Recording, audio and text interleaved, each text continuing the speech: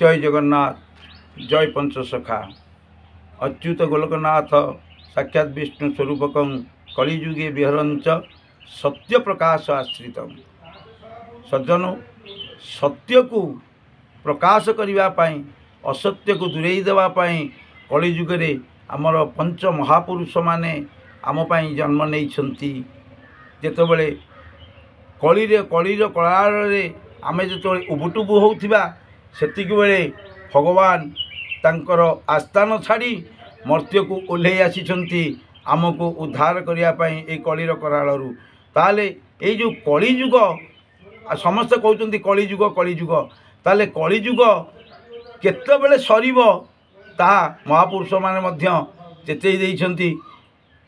महापुरुष आज अमर जुमर लिखिंट जेते बेले कलिजुग होइजिव शेष तेतिकी बेलरे मते कहिबा संदेश केमंते जे भक्त मेला होइब संसारे केमंते जे भक्त माने चिन्हिबे मनरे।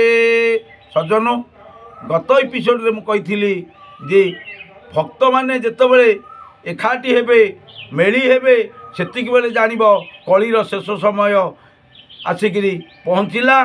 तेणु हे सज्जन सेतिक बेले जानिब मु जो कथा कहूची ता ध्रुव सत्य महापुरुष मान जो कथा कहते ता ध्रुव सत्य सेतिक बेले संसार रे भक्त माने मेली हेई ठाबे ठाबे मेला करिवे आउ को मेला करिवे ना ब्रह्म एकाक्षर मेला को समस्ते पाथेय करिवे सेतिक बेले जानिब कलिर शेष समय आउ ये कलिर करालू आमे निश्चित भाव में रक्षा पाइबा। आउर मध्य महापुरुष अमर जुमरे लिखिछति जानिबे सुज्ञानी माने जानिबे सन्थ जन से सकल कला मान जानिब मो मन। सजन अंधकारमय जो संसार रे जो माने गति करुछंती सेमाने सिना जानि परिबेनी किंतु सज्जन सुज्ञानी माने जानिबे जो माने प्रकृत रे ज्ञान आहरण करछंती जो माने संत महात्मा से माने निश्चित भाव में जानिबे।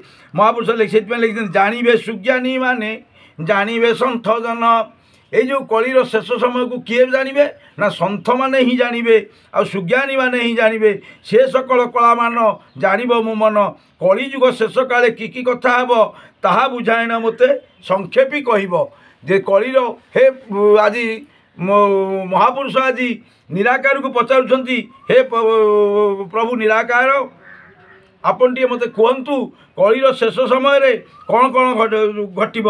निराकार आज कहउछंती भला गंठी कथा मान पचारिलु तुही संदेह छाड़ी न बाबू तोते देवा कही। आज महापुरुष आज जेतेबेले निराकार को पचारिछंती जे हे गोसाई कलिजुगर शेष समय रे कौन कौन हेब आमको टे बुझे कहतु। आज निराकार आज कहउछंती अच्युतानंद महापुरुष को ना कलिजुग शेष बेले पृथ्वी उत्पात रणगोल से काल रे होइब बहुत। देखंतु वर्तमान देश देश भितर केमती हणाकटा रणगोल चली देश देश भितर युद्ध चली तेणु हे आज निराकार कहते अच्युतानंद महापुरुष ना कलिजुग शेष बेले जो कलिजुगर शेष समय आसी पहुँचब से पृथ्वी आज चमकी पड़ पृथ्वी रे उल्कापात हम पृथ्वी उत्पात हे साधारण मनुष्य माने आज उत्पात उन्माद रूप से बुली चलिए घरे घरे कली घरे घरे समस्त भितर कली गोल लगी हणाकटा लगी आउ चारि जीव मानंकरे लंझा मान पड़ी से काले बहुत शब्द हेब घड़ घड़ी।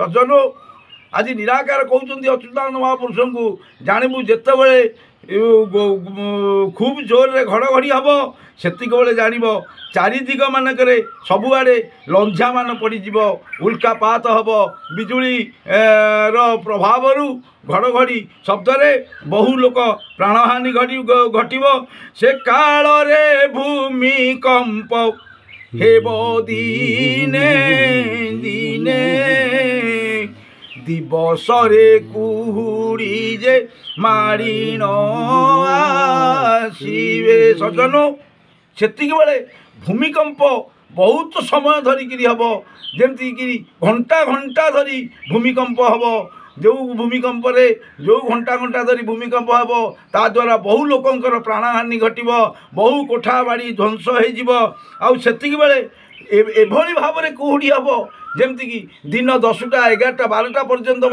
कुहुड़ी लगिकी रही बेले जानू कलिर शेष समय निश्चित आसी पहुँचीज तेणु महापुरुष आउरी जो कहते निराकार जे क्षुद्र माने विक्रय जे से काले होइब आंभ नीलाचल नाथ द्वीपांतरे जीव हे सज्जन सेतिक बेले जानिब जेतेबेले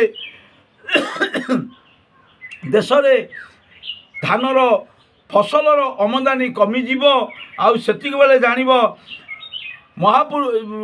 महाप्रभु जगन्नाथ नीलाचल छाड़ी बाहर को जीवे तेणु सेतिक बेले कलिर शेष समय आसिक पहुँचला बेली निश्चित भाव में जानब आउ कौन हम ना मला मला डाक जे हो इब सात थर कली राजा होइथिब त्रिजटा कुंवर हे सज्जन कली रे राजा होइथिबे के ना त्रिजटा कुंवर असुर वंश आज कली रे राजा होइथिबे सेतिक बेले लोक माने आज कौन करेंगे ना मला मला बोली आज आर्त चित्कार करेंगे हाहाकार पड़ीज से जो असुर मानकर कबल रक्षा पाइबापी से आज आर्त चित्कार करेंगे आउ कौन करेंगे ना चारि जुग मानकरे कली बलियार बहु अत्याचार मान हेब से कालर सज्जन सेतिक बेले बहुत अत्याचार हम आउ सेतिक बेले कलिर कराल रे जनता जनार्दन आज ध्वंस मुख को ये ने तेणु सेतिक बेले एमती भाव में अत्याचार अन्याय हम जे झील बो मान दांडर घोषारी नहीं जी आउ बर्तमान देखो सज्जन से भाव में चली दांड घाटे आज आज इज्जतर समाल रक्षा हो पारुनी तेणु महापुरुष लिखिले से काल रे जेते जेते अन्याय होइब ब्रह्म हत्या दोष मान सबु बाहारिब गोदंडा मान हरण हेब सेते बेले गोमाताए रड़ी देवे बहुत विकले सज्जन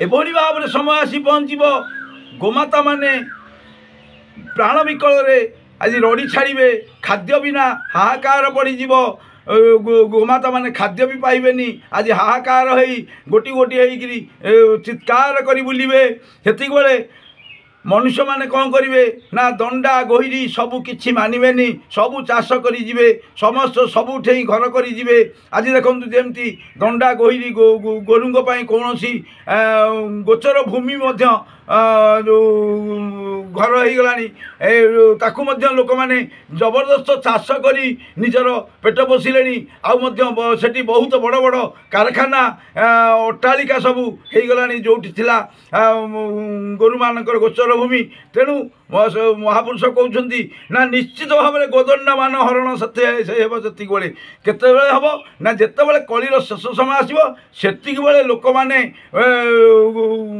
गोरु चरिया जगह को निजर आयत्त करने आउ सेति बेले कौन हम ना आंबे तांको दुख कष्ट ସହି ନ ପାରିବୁ କାଶୀ ନଗରେ ଯାଇ ଆମ୍ଭେ ଜନମ ହୋଇବୁ। ନିରାକାର ଆଜି ଅଚ୍ୟୁତାନନ୍ଦ କହୁଛନ୍ତି ଯେତେବେଳେ ଆମ୍ଭେମାନେ ଆମ୍ଭ ପାଖରେ ଯେତେବେଳେ ଆସିକରି ତାଙ୍କର ଦୁଃଖ କଷ୍ଟ ଆମ କାନରେ ବାଜିବ ସେତିକିବେଳେ ଆମେ ତାଙ୍କର ଦୁଃଖ କଷ୍ଟକୁ ସହିପାରିବୁନୁ। ଆମେ ନିଶ୍ଚିତ ଭାବରେ ସେତିକିବେଳେ ମର୍ତ୍ତ୍ୟମଣ୍ଡଳରେ ଜନ୍ମ ନେବୁ। କିନ୍ତୁ କେଉଁଠି ଜନ୍ମ ନେବୁ ନା କାଶୀ ନଗରରେ କାଶୀ ଯେଉଁ ପ୍ରଦେଶରେ ଆମେ ଯାଇକିରି ଜନ୍ମ ହେବୁ। ଯେତେବେଳେ ତୋହର ଯେ 12 ଜନ୍ମ ଜାଣ କଳି ଯୁଗ ଶେଷ ବେଳେ ହୋଇବ ସମ୍ପୂର୍ଣ୍ଣ। ହେ ମହାପୁରୁଷକୁ ଆଜି ନିରାକାର କହୁଛନ୍ତି ଯେତେବେଳେ ହେ ଅଚ୍ୟୁତାନନ୍ଦ ଦାସ ଯେତେବେଳେ ତୁମର 12 ଜନ୍ମ ପୂରଣ ହେବ ସେତିକିବେଳେ ଜାଣିବ କଳି ଯୁଗ ଶେଷ ହେଲା। ସେତିକିବେଳେ ଠାରୁ ସତ୍ୟ ଯୁଗ ଆରମ୍ଭ ହେବ। ତେଣୁ ଆଜି ବହୁତ ଲୋକ ବହୁତ ପ୍ରକାରର କହୁଛନ୍ତି। କିଏ କହୁଛି ମୁଁ ଅଚ୍ୟୁତାନନ୍ଦଙ୍କର ଜନ୍ମ ନେଇଛି, ଇଏ କହୁଛି ମୁଁ ଅଚ୍ୟୁତାନନ୍ଦର ଜନ୍ମ ନେଇଛି। ଏମିତି ଆମେ ଯଦି ହିସାବ କରିବା ବୋଧେ ଯେଉଁ 1200 ଅଚ୍ୟୁତାନନ୍ଦ ଆଜି ଜନ୍ମ ନେଇସାରିଲେଣି। କିନ୍ତୁ ହେ ସଜ୍ଜନ ଏଗୁଡ଼ା ସବୁ ମିଥ୍ୟା ଜିନିଷ। ତେଣୁ ପ୍ରକୃତରେ ଅଚ୍ୟୁତାନନ୍ଦ ଦାସ 12 ଥର ଜନ୍ମ ନେବେ।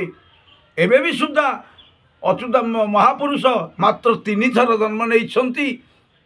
ଆହୁରି 9 ଥର ଜନ୍ମ ନେବେ। 9 ଥର ଜନ୍ମ ନେଲା ପରେ ସେତିକି ବେଳେ ଜାଣିବ ନିଶ୍ଚିତ ଭାବରେ କଳିଯୁଗର ଶେଷ ସମୟ ହେଲା। ତେଣୁ ହେ ସଜ୍ଜନ କୌଣସି ମିଥ୍ୟା କଥାରେ ପ୍ରଲୋଭନ ହୁଅନ୍ତୁ ନାହିଁ। ବିଭିନ୍ନ ମାଳିକାକାରମାନେ ବିଭିନ୍ନ ପ୍ରକାରର କଥା କହି ଚାଲୁଛନ୍ତି। ଏଠି ଏ ହେବ, ସେଠି ସେ ହେବ, ସେଠି ମହାନଦୀ ଭାଙ୍ଗିବ, ସେଠି ହୀରାକୁଦ ଭାଙ୍ଗିବ, ସେଠି ଇଏ ହେବ, ହୀରାକୁଦରେ ଫାଟ ହେଲାଣି ଇଏ ହେଲାଣି। କିନ୍ତୁ ସେସବୁ ମିଥ୍ୟା। ହେ ସଜ୍ଜନ ସବୁ ହେଉଛି ମିଥ୍ୟା। ତେଣୁ ହୀରାକୁଦ କେବେ ଭାଙ୍ଗିବନି, ହୀରାକୁଦ ବନ୍ଧ କେବେ ଭାଙ୍ଗିବନି। କାରଣ ସେ ହୀରାକୁଦ ବନ୍ଧ ଭାଙ୍ଗିବା ପାଇଁ ବିଭିନ୍ନ ପ୍ରକାର ଇଞ୍ଜିନିୟର ଇଏ ଅଛନ୍ତି। ତେଣୁ ସେ ତାକୁ ରକ୍ଷା କରିବେ। କାରଣ କୌଣସି ଯେଉଁ ଦେବତାମାନେ କେବେ ଚାହିଁବେନି ସୃଷ୍ଟିକି ଧ୍ୱଂସ କରିଦେବା ପାଇଁ।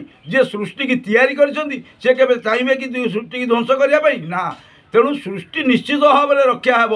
ଆଉ କଳିର କରାଳରୁ ନିଶ୍ଚିତ ଭାବରେ ସମସ୍ତେ ରକ୍ଷା ପାଇବେ। ଏହା ହିଁ ଧ୍ରୁବ ସତ୍ୟ। ତେଣୁ ଆମେ ଯଦି ସତ ପଥରେ ଚାଲିବା, ଆମେ ଯଦି ଭଗବାନଙ୍କୁ ପାଥେୟ କରିବା, ଆମେ ଯଦି ଠିକ୍ ନ୍ୟାୟରେ ଚାଲିବା ନିଶ୍ଚିତ ଭାବରେ ଆମେ ଏ ସୃଷ୍ଟିରେ ଯେଉଁ ଠିକ୍ସେ ଚାଲିପାରିବା। ଆଉ ଏ କଳିର କରାଳରୁ ରକ୍ଷା ପାଇପାରିବା। ଏହା ଏତିକି କହି ମୁଁ ମୋର ଆଜିର ବାଣୀକୁ ବିଶ୍ରାମ ନେଉଛି।